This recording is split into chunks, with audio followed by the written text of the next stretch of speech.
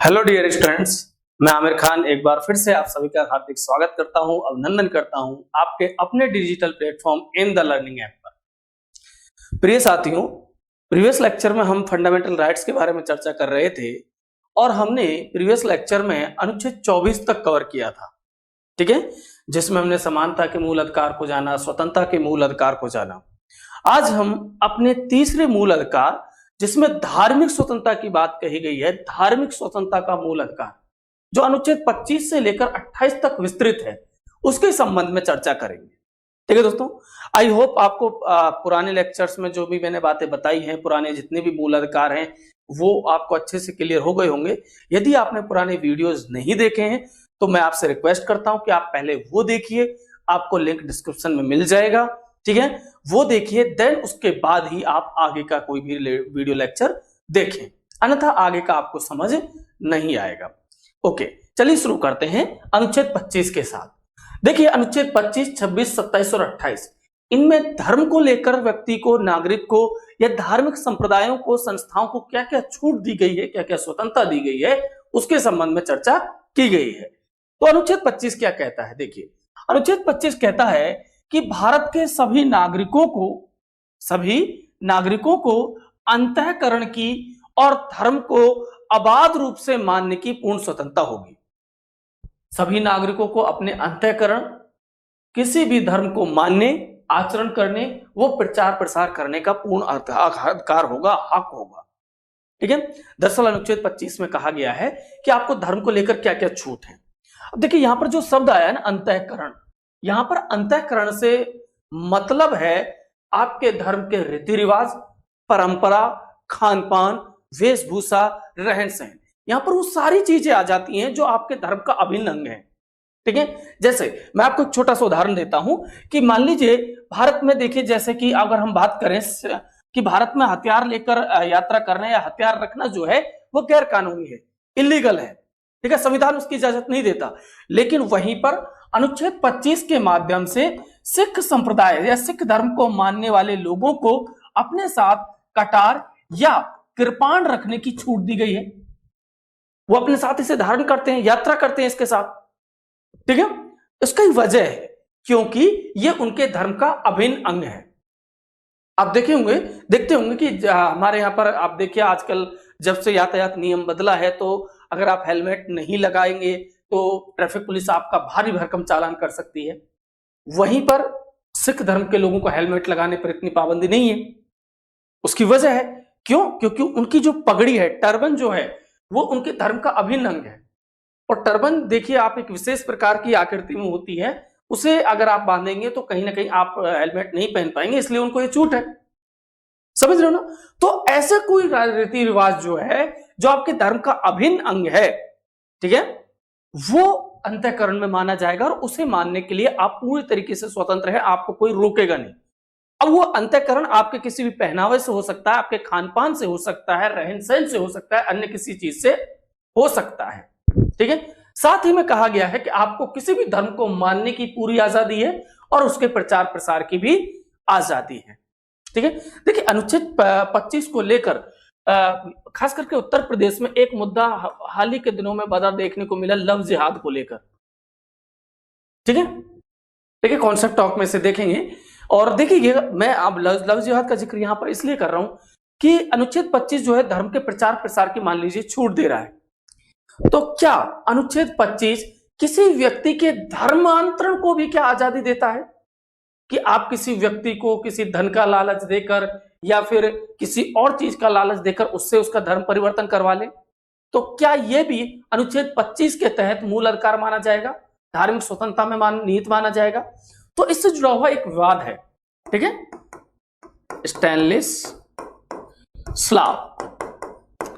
स्टेनिस्लाव बनाम मध्य प्रदेश राज्य विवाद, ये 1977 का ये विवाद है।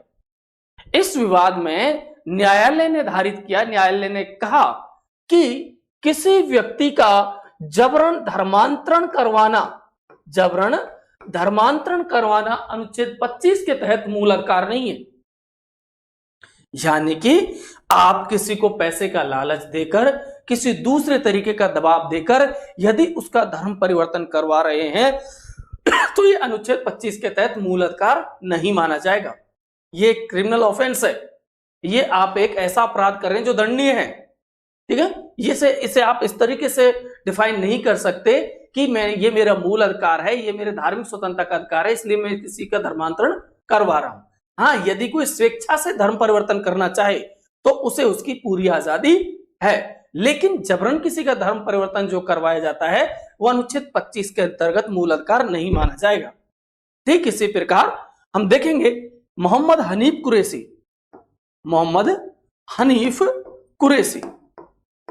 ठीक है, ये हनीफ कुरैशी का जो विवाद है ये हरियाणा राज्य का विवाद है।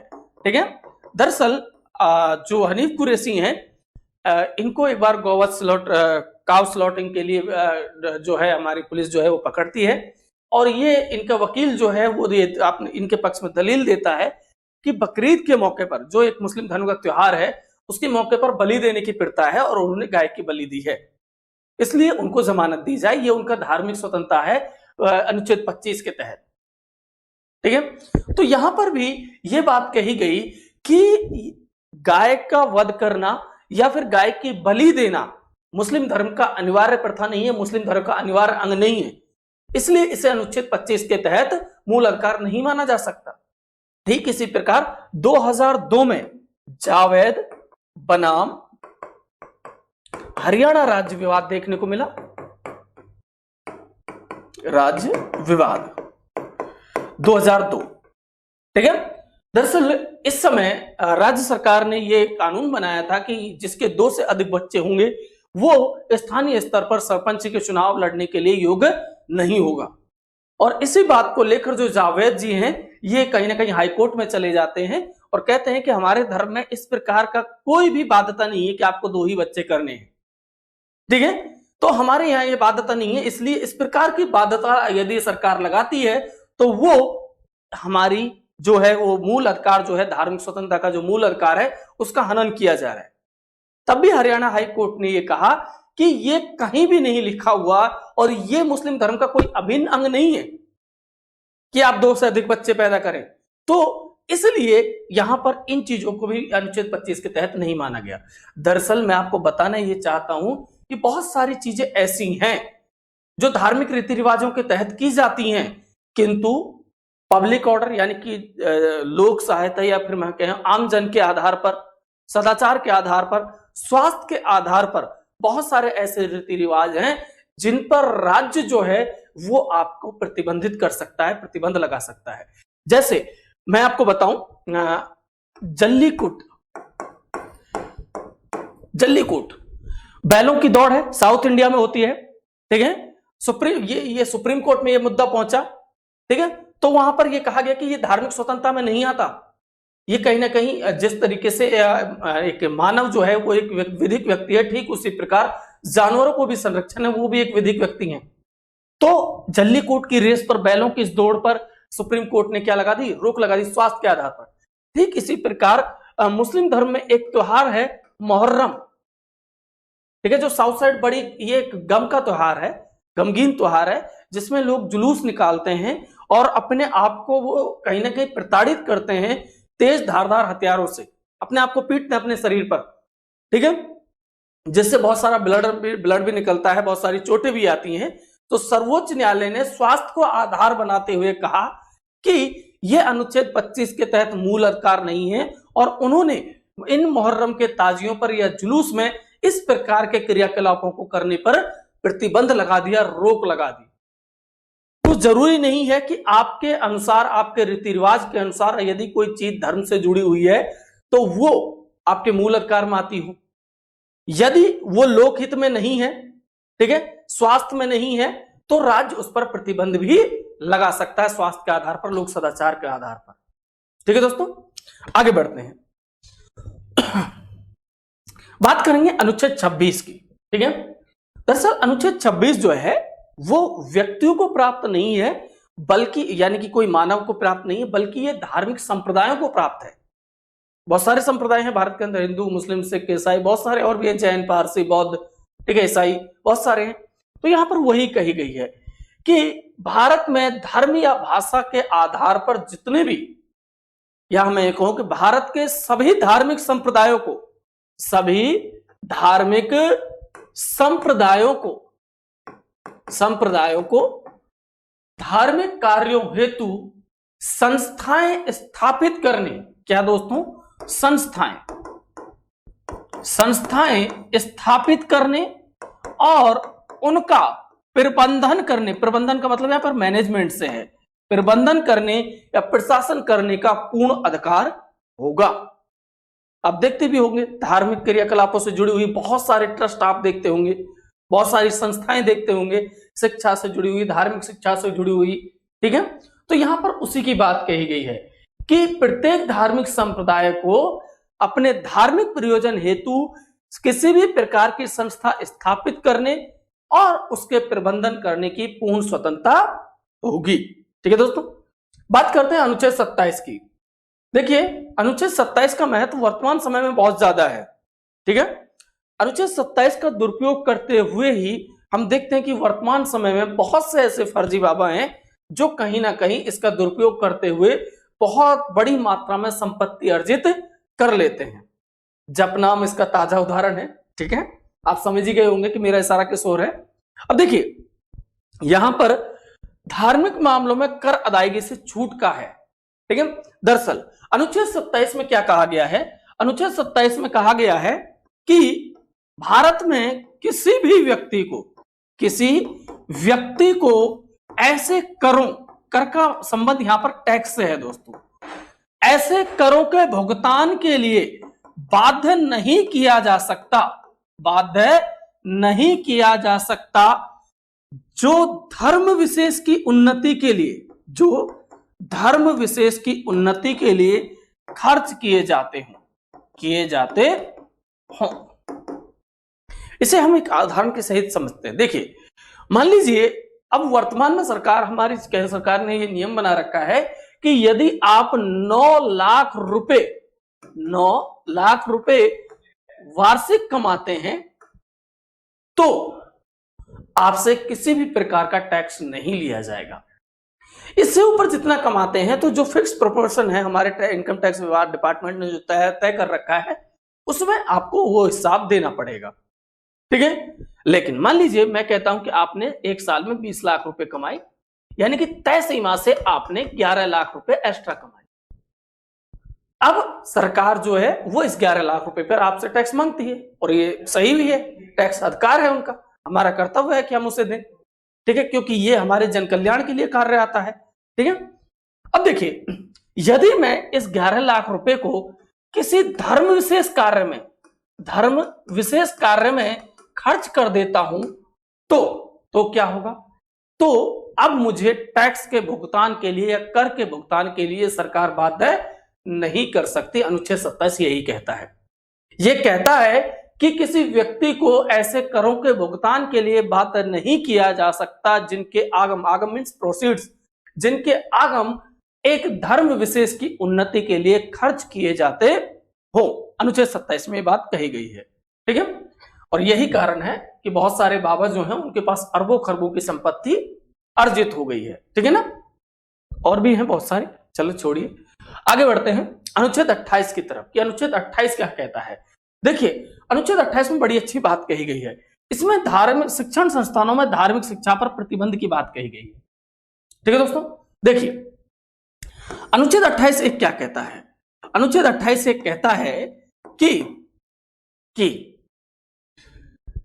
यदि कोई शिक्षण संस्थान राज्य निधि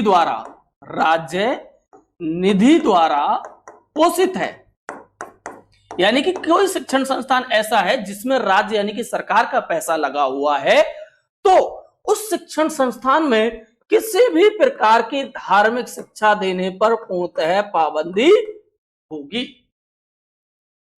आप देख लीजिए, याद कीजिए, आपने जब भी चाहे गवर्नमेंट स्कूल से पढ़े हों, सरकारी स्कूल से पढ़े हों या फिर प्राइवेट स्कूल से पढ़े हों, तो आपने देखा होगा कि किसी भी स्कूल में किसी धर्म विशेष की शिक्षा आपको नहीं दी जाती। आपको वही जनरल सब्जेक्ट पढ़ाए जाते हैं जो एनसीईआरटी फिक्स करती है। जो कोई राज्य सरकार और केंद्र सरकार जिस शिक्षा नीति को बनाती है उसके अनुसार जो सिलेबस आता है, पाठ्यक्रम आता है, उसी के अनुसार ही आपको पढ़ाया जाता है। क्या कभी किसी स्कूल में आपको धर्म विशेष की शिक्षा दी गई?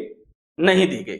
और ऐसे स्कूल में तो बिल्कुल नहीं जो राज्य निधि द्वारा पोषित है, जिसमें सरकार का पैसा लगा हुआ है, उसमें धार्मिक शिक्षा देने पर पूर्णतः पाबंदी लगाई गई है अनुच्छेद 28(1) के द्वारा।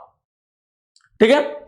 और देखिए, मैं आपको यहां पर एक बात और बताना चाहता हूं कि यदि कोई शिक्षण संस्थान ऐसा है, देखिए बात करते हैं अनुच्छेद 28(2) की। अनुच्छेद 28(2) में कहा गया है कि शिक्षण संस्थानों में यदि कोई उपासना है, ठीक है, उपासना का मतलब यहां पर प्रेयर से है, प्रार्थना से है, ठीक है, और उस प्रेयर में कोई व्यक्ति, किसी धर्म विशेष का बच्चा या कोई व्यक्ति जो है वो उपस्थित नहीं होना चाहता है या होना चाहता है, तो उसके ऊपर इसकी बाध्यता नहीं होगी। यदि वह बच्चा माइनर है, 18 वर्ष से कम का है और उसे आपको उपासना में शामिल करना है, तो उसके लिए उसके संरक्षक या अभिभावक या पेरेंट्स की अनुमति होना आवश्यक है। आप उसे किसी भी धार्मिक उपासना में उपस्थित होने के लिए बाध्य नहीं कर सकते। अनुच्छेद 28 में ये कहा गया है। बात करते हैं अनुच्छेद 29 की। ठीक है, अनुच्छेद 29 क्या कहता है? देखिए, दरअसल आपने देखा धार्मिक स्वतंत्रता का अधिकार अनुच्छेद 25 से 28। अब देखिए अनुच्छेद 29 और 30। ठीक है, अनुच्छेद 29 और 30 जो है ये आपका अगला मूल अधिकार है, जिसे कहा गया है शिक्षा एवं संस्कृति का मूल अधिकार। शिक्षा एवं संस्कृति का मूल अधिकार। ठीक है, अनुच्छेद 29 और 30। अनुच्छेद 29 कहता है कि प्रत्येक नागरिक, भारत का कोई भी नागरिक जो है, चाहे वो किसी भी धर्म का क्यों ना हो, किसी भी जाति का क्यों ना हो, भारत में प्रत्येक नागरिक जिसकी अपनी विशिष्ट भाषा है, विशिष्ट लिपि है और विशिष्ट संस्कृति है। यहां पर संस्कृति में सारी चीजें शामिल हैं, चाहे वो रहन सहन है, वेशभूषा है या कुछ अन्य है। ठीक है, तो ये जो है ऐसा यदि किसी के साथ है तो उसे उसको बनाए रखने का या मैं यूं कहूं संरक्षित रखने का पूर्ण अधिकार होगा। ठीक है, जरूरी नहीं है कि भारत में सभी हिंदी भाषी हों, जरूरी नहीं है कि भारत में सभी एक ही धर्म से हो, एक ही जाति से हो, जरूरी नहीं है कि सभी के धर्म में धार्मिक रीति रिवाज एक जैसे हो, जरूरी नहीं है कि सभी का खान पान एक जैसा हो। ठीक है ना। तो दरअसल यहां पर वही बात कही गई है कि भारत में यदि कोई व्यक्ति ऐसा है, कोई नागरिक ऐसा है जिसकी अपनी विशिष्ट भाषा है, विशिष्ट लिपि यानी कि लिखने की कला है और विशिष्ट संस्कृति है, उसे उसको बनाए रखने का, संरक्षित रखने का पूर्ण अधिकार होगा। उसके ऊपर कोई किसी भी प्रकार का दबाव नहीं बना सकता। ठीक है, आजकल आप सुनते होंगे करंट अफेयर के इश्यू में कि बहुत से मॉब लिंचिंग के दौरान आप नारे सुनते होंगे कि भारत में रहना तो वंदे मातरम कहना होगा, है ना, सुनते होंगे। तो दरअसल दिक्कत क्या है वंदे मातरम बोलने में? यहां पर आप सोचिए, दिक्कत वंदे मातरम बोलने या नहीं बोलने में नहीं है, यहां ऐसी कोई बात नहीं है। यहां बात यह है कि आप कौन हो किसी को यह बताने वाले कि आपको भारत में रहना है तो वंदे मातरम बोलना होगा, आपको भारत में रहना है तो ये खाना होगा, ये नहीं खाना होगा, आपको ये पहनना होगा, ये नहीं पहनना होगा, आपको ऐसे रहना होगा, ऐसे नहीं रहना होगा। बिल्कुल नहीं, उनको यह हक संविधान ने दिया हुआ है और अनुच्छेद 29 स्पष्ट कहता है कि भारत में यदि कोई नागरिक जिसकी अपनी विशिष्ट भाषा है, लिपि है, संस्कृति है, उसे उसको बनाए रखने का पूर्ण अधिकार होगा। साथ ही में अनुच्छेद 25 में भी यही बात की गई थी कि धर्म के अंतःकरण और प्रचार प्रसार की पूर्ण स्वतंत्रता होगी। समझ आ गया होगा, आई होप आप समझ रहे होंगे इस बात को। बात करते हैं अनुच्छेद 30 की। अनुच्छेद 30 दोस्तों, दरअसल अनुच्छेद 30 को अल्पसंख्यकों का मूल अधिकार कहा जाता है, क्योंकि अनुच्छेद 30 में अल्पसंख्यकों को दिए जाने वाले मूल अधिकार की बात कही गई है। ठीक है, और अगर हम बात करें धार्मिक आधार पर राष्ट्रीय स्तर पर कितने धर्मों को अल्पसंख्यक या माइनॉरिटी का दर्जा है, तो ऐसे कितने हैं दोस्तों? 6। कौन कौन से? आपके मुस्लिम, ठीक है, सिख, बौद्ध, जैन, ईसाई और पारसी। ठीक है, ये 6 संप्रदाय हैं। देखिए, अनुच्छेद 30 में कहा गया है धर्म या भाषा के आधार पर जो अल्पसंख्यक वर्ग बनाए गए हैं उन्हें अपनी रुचि के अनुसार शिक्षण संस्थाएं स्थापित करने और उनका प्रशासन प्रबंधन करने की पूर्ण स्वतंत्रता होगी। जैसे देखिए, ध्यान रखिएगा कि अल्पसंख्यक शिक्षण संस्थानों में जो शिक्षा के क्षेत्र में जो आपके आरक्षण की व्यवस्था है वो अल्पसंख्यक शिक्षण संस्थानों में क्या नहीं है, लागू नहीं है। उसकी वजह है अनुच्छेद 30, जिसमें कहा गया है कि धर्म या भाषा के आधार पर जितने भी अल्पसंख्यक वर्ग हैं उनको अपनी रुचि के अनुसार किसी भी प्रकार की शिक्षण संस्थान स्थापित करने का ही नहीं बल्कि उसके प्रबंधन करने का भी पूर्ण अधिकार होगा। यानी कि वो खुद तय करेंगे कि वो उसमें क्या नियम बनाना चाहते हैं, क्या पढ़ाना चाहते हैं, क्या नहीं पढ़ाना चाहते। ठीक है दोस्तों, ये था हमारा एक 5वां मूल अधिकार, शिक्षा एवं संस्कृति का मूल अधिकार। कल के लेक्चर में हम जानेंगे हमारे अंतिम मूल अधिकार कॉन्स्टिट्यूशनल रेमेडीज के राइट्स को, संवैधानिक उपचारों के मूल अधिकार को, अनुच्छेद 32 को, जिसमें इन सभी मूल अधिकारों का सार छिपा हुआ है। और डॉक्टर भीमराव अंबेडकर ने इसी अनुच्छेद 32 को भारतीय संविधान की आत्मा बताया, उसे संविधान का हृदय कहा, इतना महत्व है उसका। ठीक है दोस्तों, आई होप आपको अच्छे से समझ आ रहा होगा, आपकी पढ़ाई अच्छे से चल रही होगी। ठीक है, तो यदि आपका कोई सवाल है इन टॉपिक्स से रिलेटेड तो आप कमेंट बॉक्स में लिख सकते हैं, हम जल्द ही आपकी इस समस्या का समाधान करेंगे। तब तक स्वस्थ रहिए, खुश रहिए और देखते रहिए द लर्निंग ऐप। धन्यवाद।